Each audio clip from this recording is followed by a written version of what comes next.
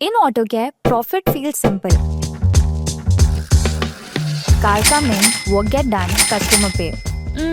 But at the end of the month, something doesn't add up. The truth is, profit leak in a places you never see until you know where to look at.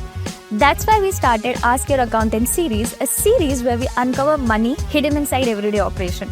With me in this series are the accountant from the Proxtat, the people who actually help AutoCare business find money that they're unknowingly giving their way. Let's start where most profit disappear without a sound. Part move fast, technician grab them, job get done. But not everything make it to the invoice. Then there's a shrinkage too. Part that exists in the system but not on the shelf. So how can we assure proper reconciliation of part in this process? When the technician or the store manager process the vendor bill, purchase order or the return part, all transactions must be routed through the point of sales or the inventory management system. Any gap in this process can lead you the missing part and the revenue losses. Any undocumented inventory movement will result you the cost that will never captured.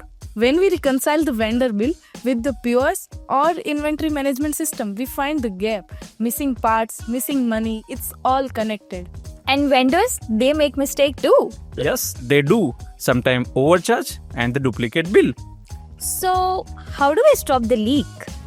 If something brought, it should be reflected in our system. That's why we do reconciliation and verify invoices with the purchase order, just avoiding duplicates or overcharges. Warranty and internal users part must be segregated. When you segregate them, and finally, you can find what the actual job cost you.